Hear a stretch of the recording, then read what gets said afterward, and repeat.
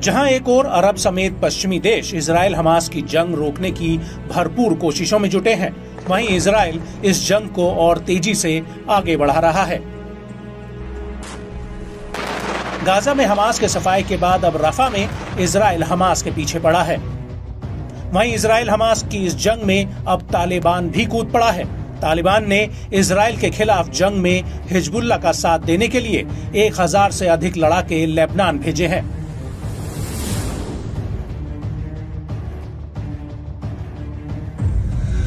तालिबानी लड़ाके लेबनान की ओर जाते दिख रहे हैं।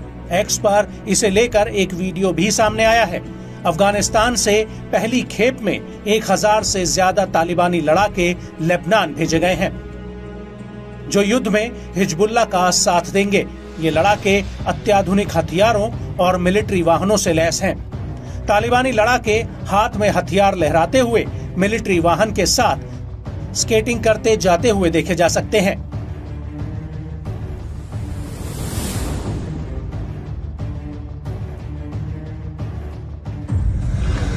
इजराइल हमास युद्ध में तालिबान की सीधी एंट्री ने मध्य पूर्व एशिया में जंग का दायरा और बढ़ाने का खतरा बढ़ा दिया है।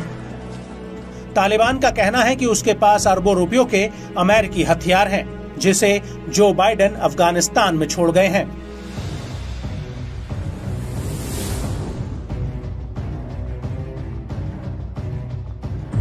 वहीं इजरायली प्रधानमंत्री बेंजामिन नेतन्याहू ने गाजा में हमास के खात्मे के बाद हिजबुल्ला के खिलाफ बड़ी जंग का ऐलान किया है। नेतन्याहू ने कहा था कि गाजा में हमास के खिलाफ जंग लगभग खात्मे की ओर है। उन्होंने कहा कि हमास के खिलाफ गाजा में जंग अभी भी जारी रहेगी, मगर बड़ी संख्या में हमास के लड़ाकों के मारे जाने के बाद अब अधिक इजरायली सैनिकों की गाजा में जरूरत नहीं रह गई है। इसीलिए अब हिजबुल्ला से हिसाब चुकता करने को हमारी सेना तैयार है। गाजा के अलग अलग हिस्से में हमास पर चढ़ाई करने के बाद इजरायली सेना ने रफा शहर पर आक्रमण कर दिया था।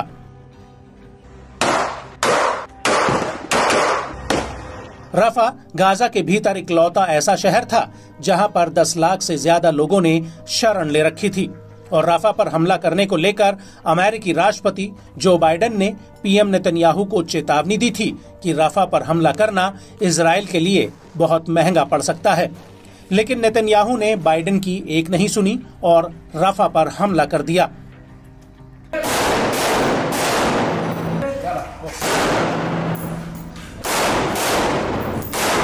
लेकिन अब ऐसा लग रहा है कि इजराइल और अमेरिका के बीच समय का पहिया फिर से घूमकर वहीं वापस आ चुका है, जहां पर बाइडेन एक बार फिर से नेतन्याहू को रोक रहे हैं। लेकिन इस बार जगह रफा नहीं बल्कि लेबनान है, जहां से हिजबुल्ला लगातार उत्तरी इजराइल को दहला रहा है। और यही वजह है कि आईडीएफ हिजबुल्ला के खिलाफ पूर्ण युद्ध छेड़ सकती है। लेकिन सवाल ये उठता है कि क्या इजराइल हिजबुल्ला के साथ जंग लड़ने की हालत में है? तो आपको बता दें कि हिजबुल्ला पर हमला करना आईडीएफ के लिए इतना आसान नहीं होगा।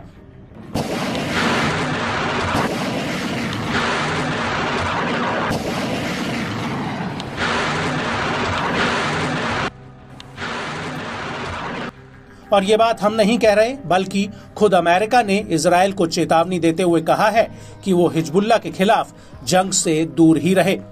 लेकिन बड़ा सवाल यह है कि आखिर अमेरिका ने ऐसा कहा क्यों है? तो आपको बता दें कि अमेरिकी अधिकारियों का कहना है कि अगर इजराइल हिजबुल्ला से जंग लड़ता है तो उसका एयर डिफेंस सिस्टम आयरन डोम पूरी तरह से धराशायी हो सकता है, क्योंकि हिजबुल्ला के पास ड्रोन, मिसाइलों और रॉकेटों का एक बड़ा जखीरा है। अमेरिकी अधिकारियों का कहना है कि मौजूदा समय में हिजबुल्ला एक ही दिन में 3000 मिसाइलें इजराइल पर दाग सकता है। और ऐसे हालातों में इजराइल का एयर डिफेंस सिस्टम एक साथ इतनी मिसाइलों के आगे टिक नहीं पाएगा।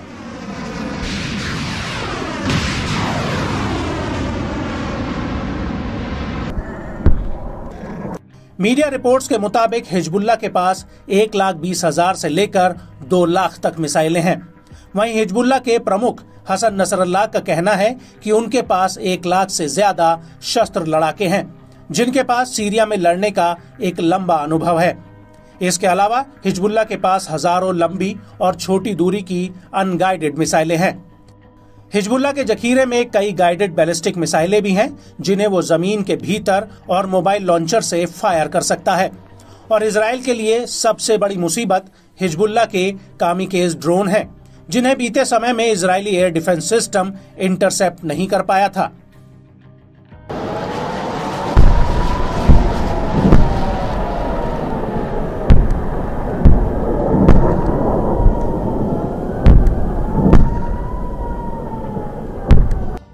इसके अलावा रिचमंड यूनिवर्सिटी के इंस्टीट्यूट फॉर काउंटर टेररिज्म की 3 साल तक चली एक रिसर्च में हिजबुल्लाह को लेकर कई बड़े खुलासे हुए हैं।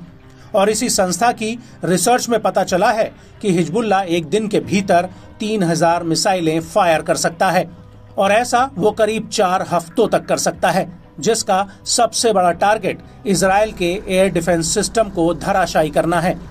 अमेरिका के think tank centre for strategic and international studies का कहना है कि हिजबुल्लाह की रॉकेट और मिसाइल क्षमताओं का पता लगाकर उन्हें नष्ट करना एक बहुत बड़ा टोही अटैक मिशन होगा। इसके अलावा अमेरिकी थिंक टैंक की रिसर्च में ये भी पता चला है कि हिजबुल्लाह इजराइल की घनी आबादी वाले इलाकों पर हमला कर सकता है, क्योंकि उसके पास कई लंबी और कम दूरी पर हमला करने वाली मिसाइलें हैं।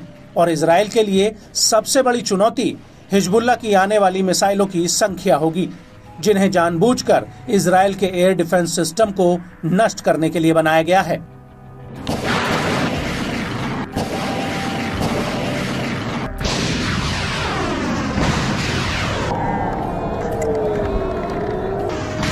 रफा में इजरायली सेना के लिए हमला करना इतना भारी पड़ेगा, इसका अंदाजा खुद पीएम बेंजामिन नेतन्याहू को नहीं था।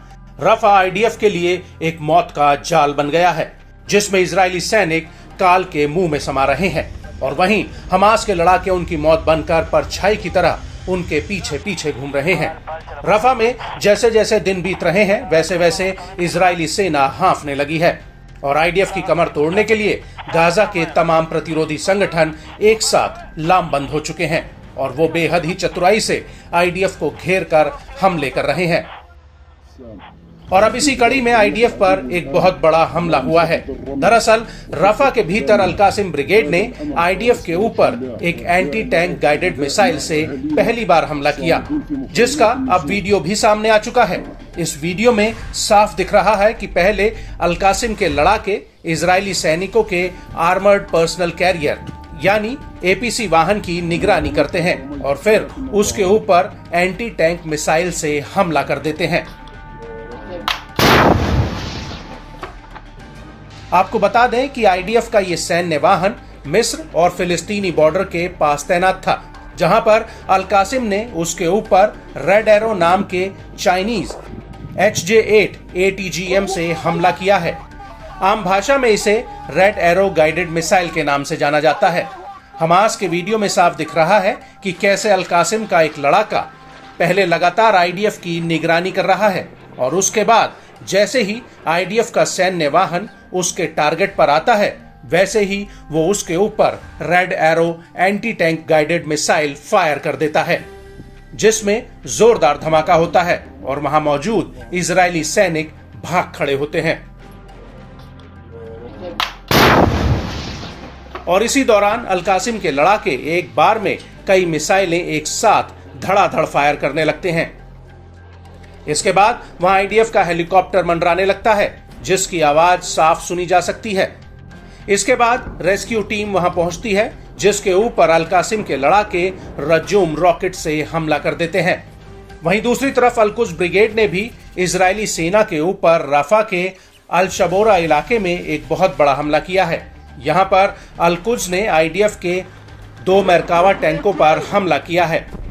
अल-कुद्स ब्रिगेड ने इसका एक वीडियो भी जारी किया है, जिसमें साफ दिख रहा है कि अल-कुद्स का लड़ाका सामने से जा रहे आईडीएफ के मरकावा टैंक पर एकाएक आरपीजी रॉकेट फायर कर देता है, जिससे टैंक में जबरदस्त धमाका होता है। इसके बाद हमास के 2 लड़ाके आईडीएफ के जब्त किए गए हथियारों को एक वीडियो में दिखा रहे हैं। वीडियो में आईडीएफ के कई राउंड्स कारतूस नजर आ रहे हैं, और इसी वीडियो में आगे आसमान में आईडीएफ का एक हेलीकॉप्टर उड़ता हुआ नजर आ रहा है, जिसके ऊपर भी अल-कुद्स का एक लड़ाका रॉकेट फायर कर देता है।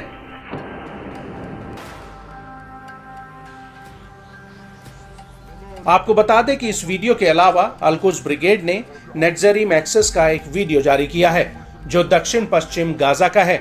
अल-कुद्स के वीडियो में एक लड़ाका पेड़ों के नीचे कंबल ओढ़कर लेटा हुआ दिख रहा है और उसके बगल में एक रॉकेट लॉन्चर रखा होता है।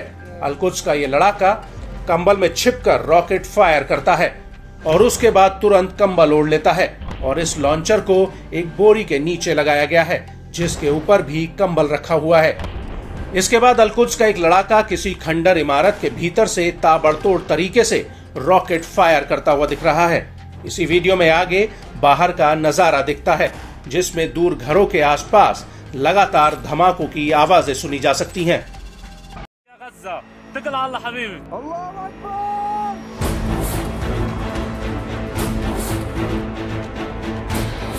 मिडिल ईस्ट में इजराइल के खिलाफ हमास और हिजबुल्ला और यमन के हूती को खड़ा करने के पीछे ईरान का हाथ है।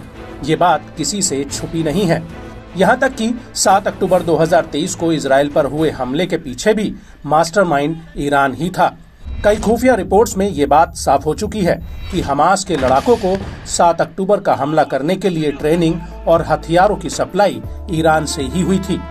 यहाँ तक कि इजराइल हमले की पूरी पटकथा ईरान ने ही लिखी थी और अब जब इजराइल कह रहा है कि वो हिजबुल्ला को सबक सिखाने के लिए आर पार की लड़ाई के लिए तैयार है, तो ईरान के कार्यकारी विदेश मंत्री अली बागेरी कानी ने ये तक कह दिया है कि अगर इजराइल ने लेबनान पर आक्रमण किया तो उसके लिए वो नर्क साबित होगा।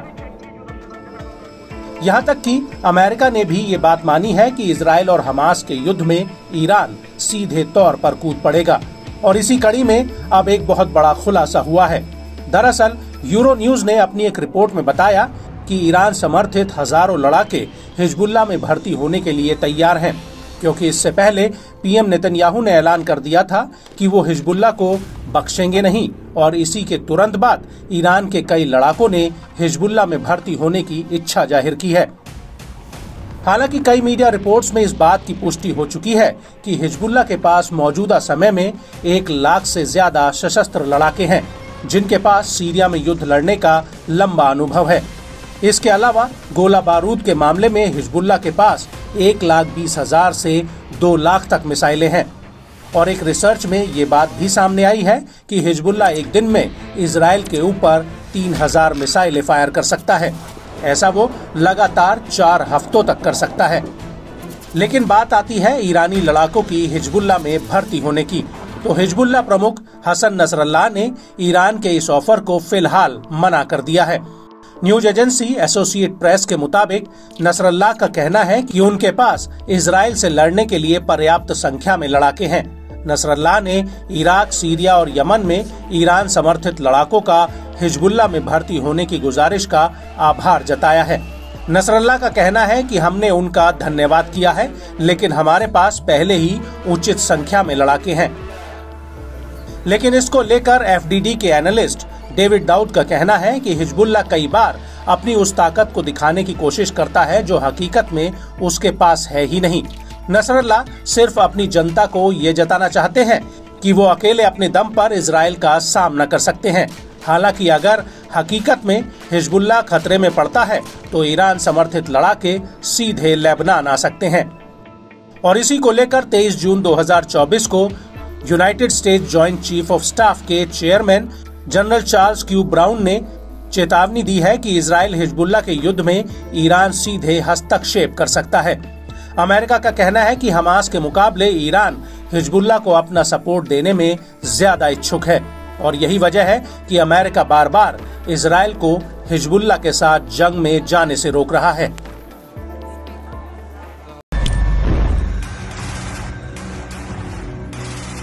जहां एक और अरब समेत पश्चिमी देश इजराइल हमास की जंग रोकने की भरपूर कोशिशों में जुटे हैं, वहीं इजराइल इस जंग को और तेजी से आगे बढ़ा रहा है। गाजा में हमास के सफाए के बाद अब रफा में इजराइल हमास के पीछे पड़ा है। वहीं इजराइल हमास की इस जंग में अब तालिबान भी कूद पड़ा है। तालिबान ने इजराइल के खिलाफ जंग में हिजबुल्ला का साथ देने के लिए 1000 से अधिक लड़ाके लेबनान भेजे हैं।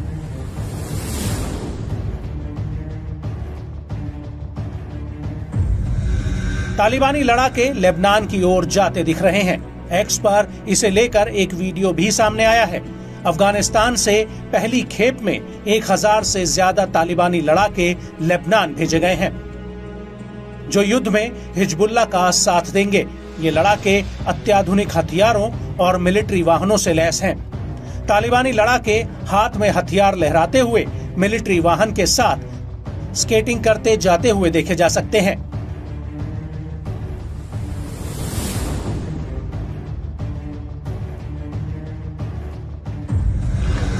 इजराइल हमास युद्ध में तालिबान की सीधी एंट्री ने मध्य पूर्व एशिया में जंग का दायरा और बढ़ाने का खतरा बढ़ा दिया है। तालिबान का कहना है कि उसके पास अरबों रुपयों के अमेरिकी हथियार हैं, जिसे जो बाइडेन अफगानिस्तान में छोड़ गए हैं।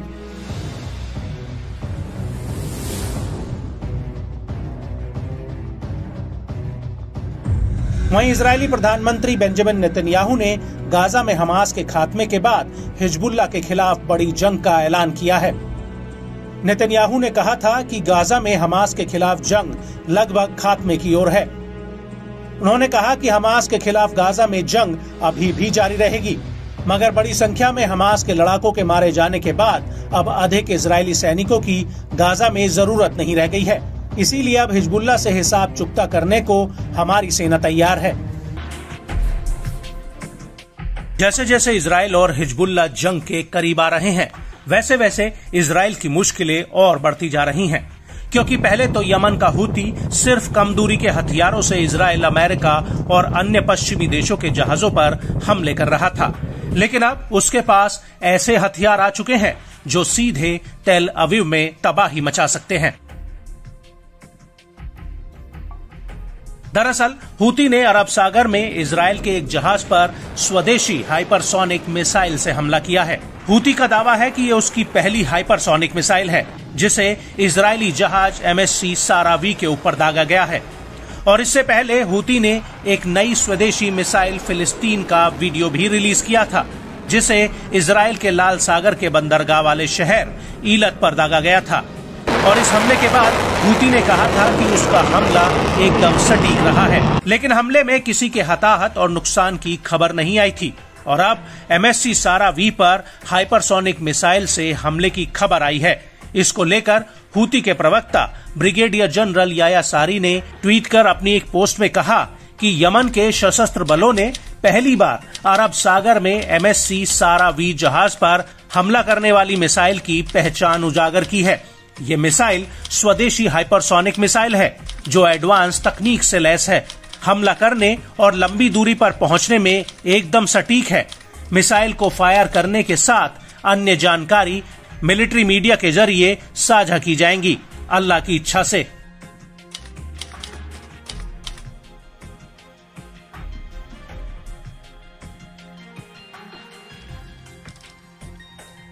लेकिन अब हूती की इस नई मिसाइल से मिडिल ईस्ट में एक बड़ी तबाही आ सकती है। वो इसलिए कि हूती अब लंबी दूरी के टारगेट्स पर हमला करने में सक्षम हो गया है। इसका सबूत MSC सारा V जहाज पर हमला है, जो 25 जून 2024 को एडन की खाड़ी से करीब 450 किलोमीटर दूर निश्तून के दक्षिण पश्चिम में था, और तभी हूती ने उसके ऊपर हमला कर दिया। चौंकाने वाली बात यह है कि यह इलाका ओमान के पूर्वी बॉर्डर के पास है, और जब इस जहाज पर हमला हुआ तो ये यमन के सोकोट्रा आइलैंड के पास से अबू धाबी के लिए जा रहा था, और तभी हूती ने इस जहाज पर हमला कर दिया। यहाँ पर गौर करने वाली बात यह है कि हूती का कहना है कि उसका हमला एकदम सटीक रहा है, लेकिन ब्रिटेन की मैरीटाइम ट्रेड ऑर्गेनाइजेशन यानी UKMTO ने अलग ही बयान दिया है। इस एजेंसी का कहना है कि जहाज के मास्टर ने जहाज के बेहद करीब एक धमाके की सूचना हमें दी। इस हमले में चालक दल सुरक्षित है और जहाज अब अगले बंदरगाह के लिए बढ़ चुका है।